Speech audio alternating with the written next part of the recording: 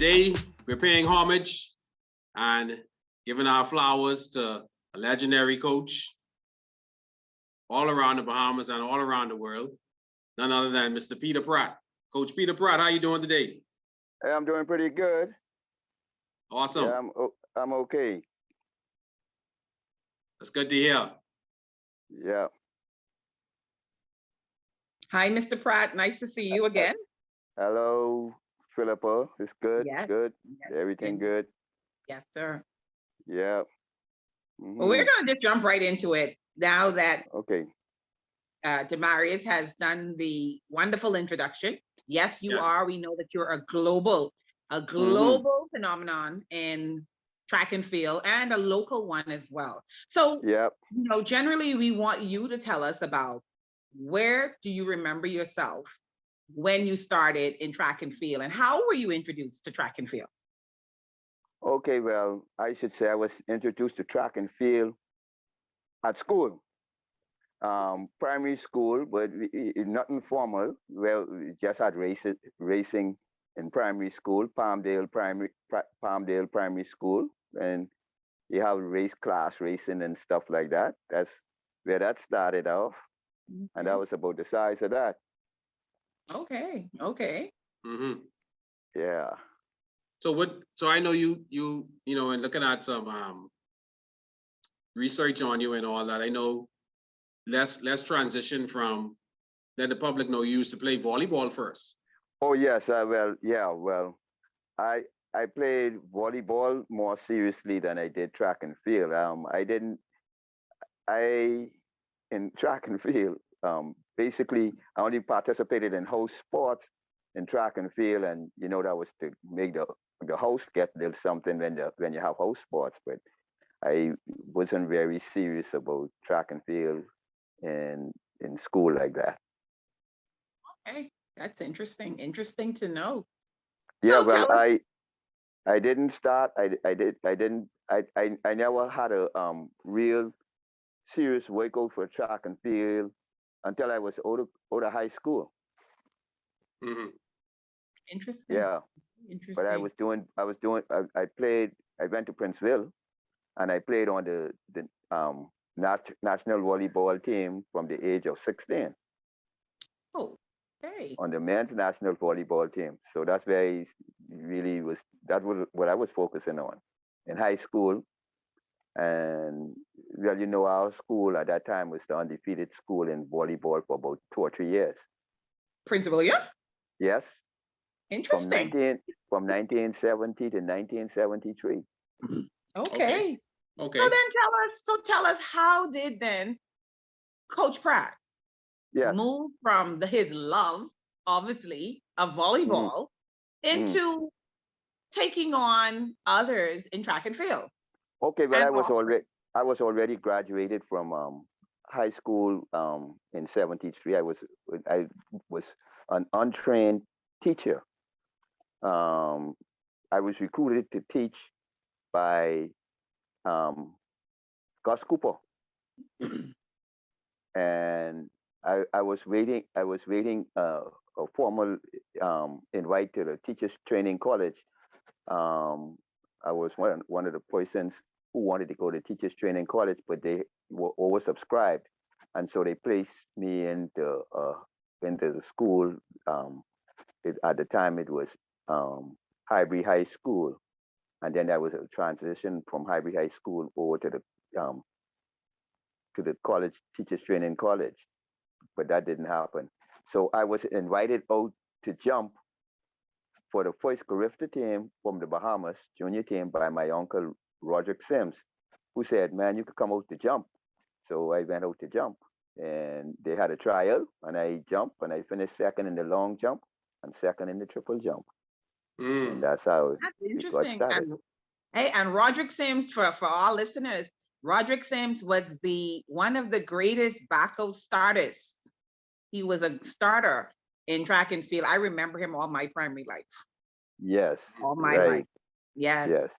That was my uncle. That's my uncle, and he said, and he worked at the Ministry of Education in the physical education department at that time. And he said, "Come out and try we picking a junior team to travel to this games in Trinidad. And I went out and I tried, and that was it.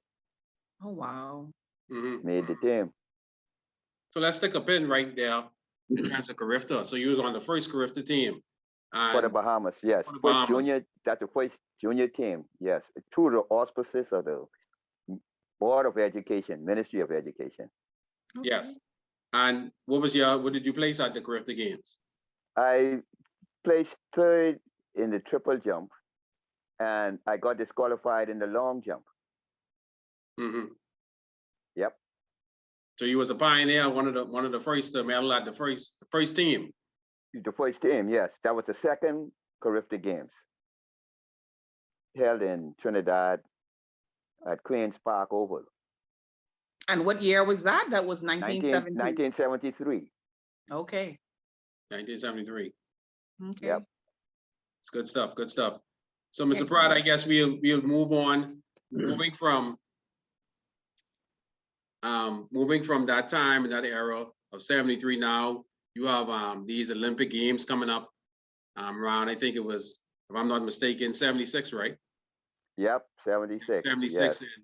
And you were now. Were you in Minnesota?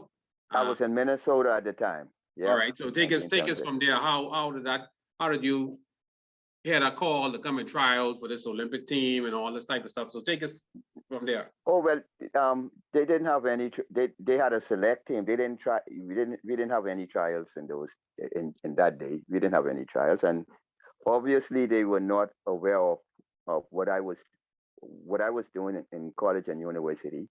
And that year I won NCAA Division II triple jump, and I was not notified. I was not selected to be a part of the Olympic team. But at that time, all the guys who I competed against, who I had beat at the championship, I saw that they won they were on their country team, but I didn't get selected for my country team. So that's one of the things. Oh, wow. Which college you was attending at that time? I was at Mankato State University at the time. Yep, in Mankato, Minnesota. Okay. Interesting. So take us from 76 and, tell us how did Coach Pratt well after 1976, 1977, I think it was, I went to Salinas, Mexico, and I got a bronze medal there as a senior games at the CAC championships. I finished third in the triple jump behind two Cubans. I think one of them was David Girault Sr. and one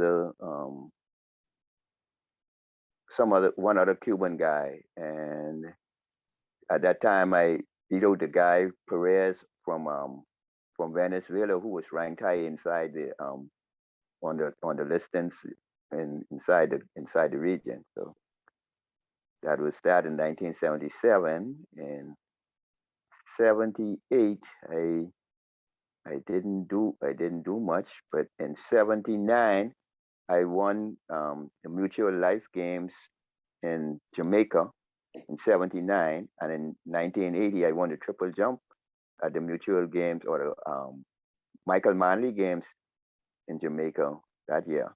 But we boycotted in 1980, so we didn't get to go to Olympics in 1980. Okay. So 1980 was the boycott year. Yeah.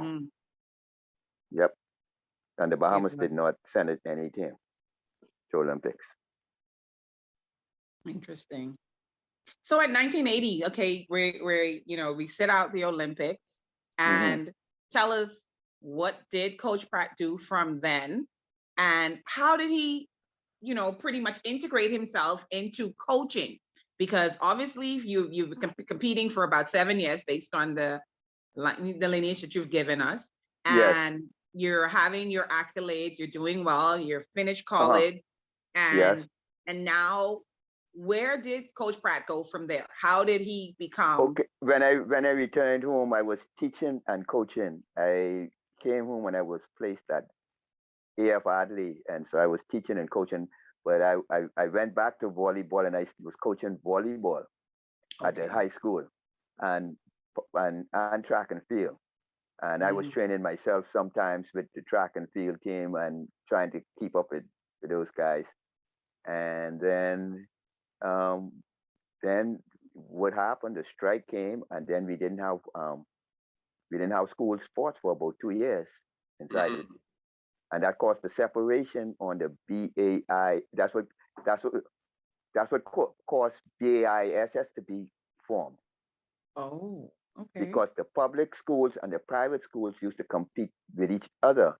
Yes, it was one competition. It was one competition. whole. So this a very factual moment. This is a good point. What do you have to say, Mr. Pratt, Coach Pratt? This was like teachers' strike was in 81. I think 89. Oh no. 81, 82, around that kind of time. Okay. Yeah, and then we did we had to select. They had to select Carifta team through trials and stuff like that, with people just entering to do Carifta trials. So there was no school sports, but the private schools decided to make their association, and they had school sports, but the government schools did not have any. Yep. And that's when the formation of gangs became prolific inside the country. We're learning a whole lot today, Demarius, a whole lot. It's very, very interesting.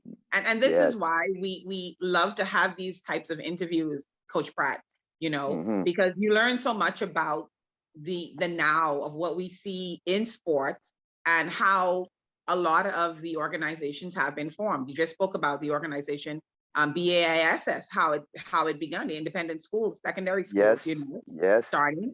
So tell us then, you obviously, like you said, you started in the physical education department, or assisting, teaching and offering your services to the physical education department at AF Adley. Yes. So then who was your first professional athlete? So when was that break that Coach Pratt, in track and field that is, we know you love volleyball, but when did Coach Pratt make his debut with his first athlete? Breakout athlete? Yes. Believe it or not, the first athlete that they gave me, first athlete that I really worked with for part-time, it was Knucklehead Johnson. Oh wow.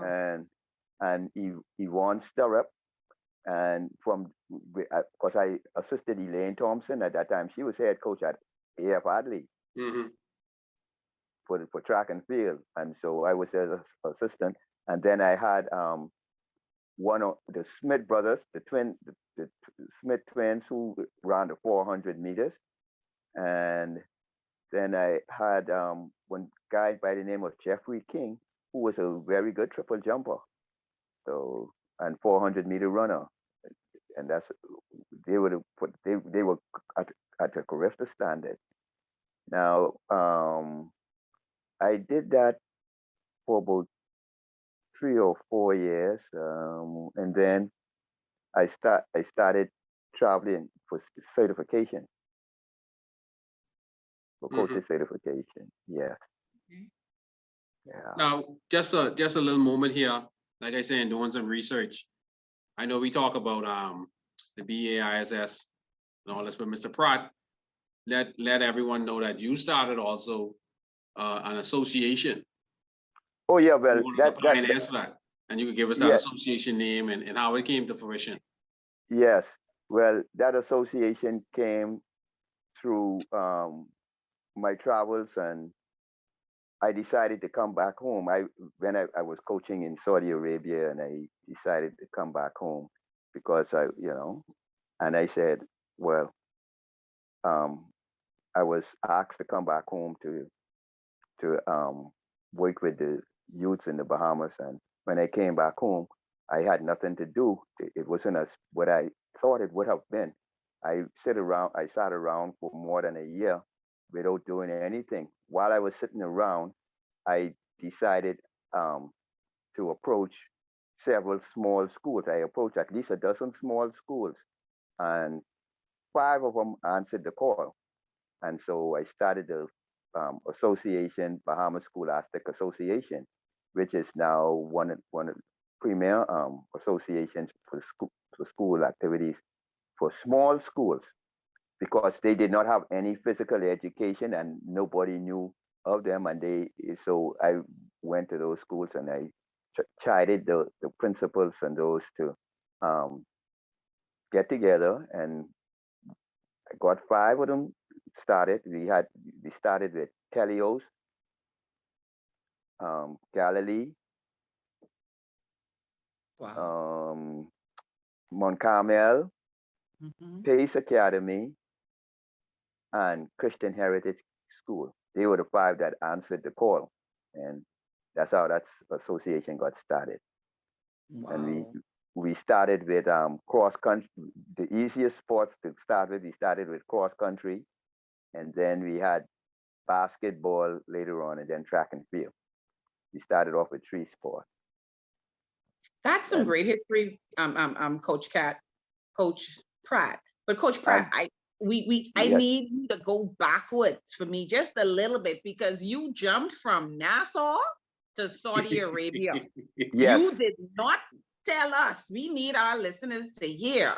How did a Bahamian coach get to coach in Saudi Arabia? You got to give us that little timeline now before we go forward. Okay. All right. So, okay, in between, or let me get you like from 1980. In 1988, I was yes, in 1987, 88, someplace right around there. Um, I was offered to go to Malaysia to be a coach, to prepare the Malaysian team for the upcoming Commonwealth Games that were going to be held in Malaysia. I didn't take it because I got some sad stories about the place, and I believe that around that same time, right before 1988, I worked partly with Frank Rutherford. Frank Rutherford would only come to myself when he came from school. He'd come and find me for me to go with him and train on Paradise Island Beach. Before he became the Olympian that he was. But he was saying how he would win the gold medal in triple jump, and that's and I had just finished doing my level 3 in jumps. And he and I would get together whenever he come to Nassau from school. He and I would get together. He would come and we'd go over on Cabbage Beach and do some training, and he would show me what he'd been doing, and then he'd tell me to look at him and see if he on the right track and stuff like that. So yeah, so that was how that was then. And then at the same time, it was 88 when we had 3 or 4. We had about 4 guys who qualified for Olympics from the Bahamas, and I used to work with all of those guys. Oh, you want to name those for us? We know okay. Frank is one. Yeah, Frank. Brenda Lawrence was one of the guys. I didn't work with. He was from the same my club. Patterson's was from the same club. We were in the same club. Okay. Patterson Johnson. He was the third jumper. Okay. Yeah. Nobody. Nobody was after Patterson. Okay. Nobody was after Patterson. Yeah. Norbert Elliott. Okay. Norbert Elliott was after Patterson. History. Yeah. So yeah. So that's how that was. And all right, so take us on from there. Okay. Now in 92, there was inquiries about me to go to Saudi Arabia. I didn't take paid any mind. And I heard Lee Evans was with Saudi Arabia. I said they have enough coaches because I didn't understand this systems, global systems when it came to coaching. I didn't understand global systems when it came to coaching, and coaching from a strange country to going to a strange country and being accepted to coach other countries. So I didn't bother those guys because I was having plenty fun teaching in South Andrews, because I was transferred over to South Andrews and I was teaching in Kemps Bay at the South Andrews High School at the time. Okay. And I just ignored the thing. And then a year or so later, Paul Finlayson came to me and said, the prince is asking for you. And then I got a call from a former guy who was also a coach in Saudi Arabia, who went to the school in the area where I went, who had recommended me to the prince in Saudi Arabia. And then they read up about me inside a magazine.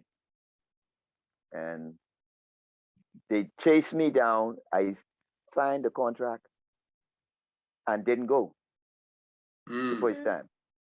Oh, wow. Because I was promised in the Bahamas that X, Y, and Z would have happened for me. It didn't happen. And so I waited.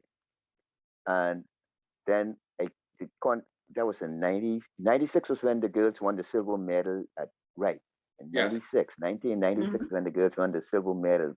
That's right. Then, Mr. Pratt, you could just tilt your camera down a little bit. Okay. There you go. Yeah.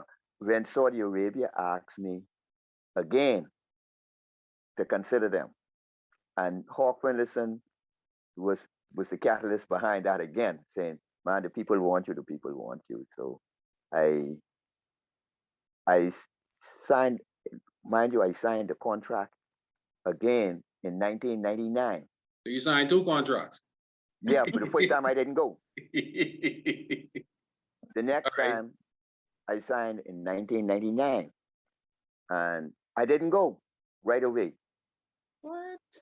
No, because I had Levan Sands as a junior jumper then, and Jason Edwards as a long jumper.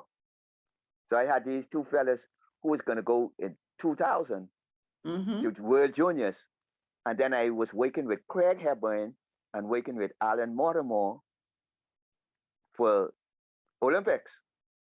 Wow.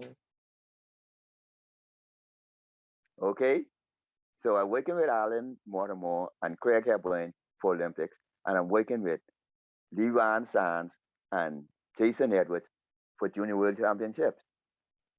So what was the catalyst that got you out of leaving your athletes in someone else's hands and going to? No, I didn't leave them. I waited until they named the team, and they didn't name me as a coach for none of the teams. And at that time, the BOC, they had A and B qualifying, and Craig Hepburn had B qualifying standard, and Alan Mortimer had B qualifying standard in the triple jump, and they were denied being on the team because they only had B qualifying standard. The BOC decided not to carry anybody with B standard. On the junior end, I was not chosen to go to Junior Worlds with the Junior World team, so I decided I'll go with Saudi Arabia to wherever they wanted me to go. After that, and that's how I got to Saudi Arabia. Okay. And how long did you stay in Saudi Arabia? I stayed in Saudi Arabia for 3.5 years. And who would have been the most notable athlete on the global scale that you would have possibly dealt with out of Saudi Arabia? I dealt with Salem El Hamdi. He was the record holder for Saudi Arabia, and we end up we won just about all the accolades within the Asian regions, beating out the Chinese, the Japanese, and everybody else in the Asian Games and the Asian Championships. I worked with the guy who was ranked #2 in the world in the long jump, El Sabe, Hussein Al Sabe. He was ranked #2 behind the Cuban missile with the Pedroso. He was ranked #2, and they were the two top athletes in one long jump, one triple jump, and in that area. And they were both Asian Games champion at the Asian Games and the Asian Championships and the Islamic Championships, the military games, a whole slew of accolades. So you had notable achievements in Saudi Yes. Arabia under Yes. your tutelage and Yes. everything. Right. When I went to listen.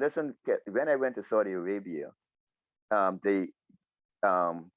I knew that I could get guys at the under 17 category because I had the under 17 boys too, and I got them to jump better than 15 meters. I got guys in the world youth who finished third and fourth in the triple jump, and one finished second and fifth in the long jump at world youth when I was there. I had world junior, just world junior finalists, and then when I got there, only one jumper was jumping better than 16 meters. When I left, they had about 6 jumpers jumping over 16 meters. When I went there, there was only one 8-meter long jumper. When I left there was about 7 or 8 of them who could have jumped better than 8 meters in the long jump. So, and that's part of my records as I could remember them. So what brought you back home? Well, the federation from Saudi Arabia really got me to come back home because everything is good. Everything was good. Everything was I thought it was a real setup. My first year in Saudi Arabia was very, very nice. And I have no problems with my salary or being paid. My problem developed with the federation because the federation did not do the job or the business that the federation was supposed to do for me. The federation didn't pay my rent. They wouldn't pay my rent, and my clothing allowance, all kind of stuff started happening, and all kind of crazy. The federation wouldn't do what the federation was supposed to do. The federation didn't honor my accomplishments. Okay. All right. And I'm seeing the same type of behavior with our situation inside in the Bahamas, where the government gives the federation money and the money is supposed to be dispersed a particular way. And I've seen it all. And the federation did not do the right thing with the money from the budget that the government sent to the federation. And I was having problem with the manager of the federation because one thing that really got to me was that we went to the World Championships in France, and everybody get called to sign their name to receive their stipend. I go to receive my stipend. They tell me not for me. The manager of the federation told me not for me. Say no, they don't have. And I was stuck with the team in France with no stipend. But all the athletes was out getting stipend, but the fella told me not for me. Okay. Mr. Pratt, if you could just put your camera down just a little bit. That's very, very interesting. Some powerful information there. Yes. Yes. Very, very powerful information. And as we get closer to wrap up, I have a few questions. I know Philip have a question. Basically, what would you say is your favorite moment in the sport of athletics? In terms of Go in ahead. terms of, in terms of, In terms of an athlete, you've had a hand, you know, a hand in terms of your tutelage and training them, or what would you say is one favorite moment? well, one favorite moment was in France when the twins got first and third in the triple jump. And the twins meaning? So persons can know. Laton and Lothario Colimens. Yeah. When they got first and third at World Youth in Lille, France. And that was one of my better moments in track and field. Okay. On the global stage. Mm-hmm. Yeah. And that's to name a few. I know every long or triple jumper has passed through, but just I don't want to put no one on the spot. You know, you mentioned Frank Rutherford, Levan Sands, Alan Mortimer, Craig Hepburn, Latario, Lathorn, Corley Mins. Levan. Yeah. Well, I'll tell you the first guy who won a medal under my tutelage at Carifta was a guy by the name of Stephen Curtis. He was under 17 and he won either bronze or no, he won the gold medal in Jamaica under 17. Mm-hmm. Yeah, Stephen Curtis. That's the first goal I think I got as a Carifta coach. But then I had Osborne Moxie, who I worked with round the clock. Gerard Brown, another good jumper, athlete, yeah. Very good jumper. Douglas Palacios, you know, see, and then Bianca Stewart, Karen Roll, Tamara Myers. Yeah. So you have touched a lot of Purdue. Tamar Green, yes, at Purdue. Kenny Johnson at Boise, also Wendell Lawrence. I worked with him for a while before he went off to school. There's this guy Moss. I can't remember Moss' first name, who also went to Boise State, and the Dave Stewart went to Boise and was a good triple jumper. Yeah. Fritz Spence. Yeah. Who's the coach at Penn State. Yeah. Worked with all of those guys. Good stuff. Good stuff. So are you still involved in the sport today? So tell our viewers, how are you involved, and you know, some of your athletes now? Okay, I'm still involved with the sport. I am now working again with the twins, Lathon and Latario, and I am working part-time with Ken Thompson, who's the multi-event guy. I'm doing Kendrick Thompson. Kendrick Thompson, I'm working along with him. That's at the senior level. Now at the junior level, I have all newbies, all newcomers. And with the group that I'm working with, we already have Lanisha Lubin, who was qualified. Exactly. Yes. Qualified, trained with me, and over my group, my training group, and then Jonathan Rogers. He's under 17, and he jumps from the under 20 board. He is also qualified for under 7 with the right distance.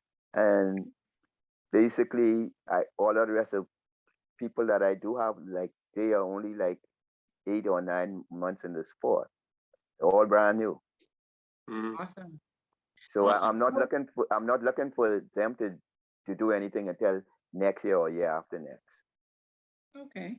So can you just share your feelings towards the direction of track and field as we come to a close? I don't know if Demarius would have anything to add, but just tell us, you know, your thoughts about track and field in the environment that we're in now, and you know, where do you see us going, even with the young persons that you've mentioned? Well, I must mention that since the pandemic came in, I qualified myself as a mental health coach. And I've been observing. I've been watching the little time trials and events that we have, and to my estimation or to my prognosis or diagnosis is that a lot of our athletes are over anxious, and anxiety is profound amongst them. The reason why I say that is because I can show you 3 different spots on the track where mishaps is always happening, and that's all because anxiety. And whenever we have 6 or 7 mishaps at any competition of that magnitude, that should become a concern. And that's just from the mental side of things. And that's track and field, we're going to lose the people because of the COVID, having them become over anxious and very stressed. Very, very powerful and profound statement. I feel you on that. That's factual. It is. Mr. Pratt, we appreciate you taking time out of your schedule to sit down with us. And you know, the history has been very, very fruitful. I've learned a lot today. I hope Philip will learn a lot, and I hope our viewers learn a lot today. And we thank you. We just want to give you your flowers. Okay, no problem. What you have done for this sport, athletics, in the Bahamas, Saudi Arabia, all over the world. We appreciate you. One other thing. I do work with US NSAF, National Scholastic Athletic Foundation. I am the one of the founders of Project Triple Jump. That I've had for the past 12 years. Been working with the top high school jumpers in the USA for triple jump, having clinics throughout the United States. Only since COVID, we've only had one clinic since then, and I've been in Cuba on 3 occasions doing clinic in Cuba with the Americans and the Cubans. So that is one of the things. And I'm back on schedule with the National Scholastic Athletic Foundation, where we will continue very shortly with having our clinics again throughout the United States at different states. All right. Thank you for that info. Yes. Yeah.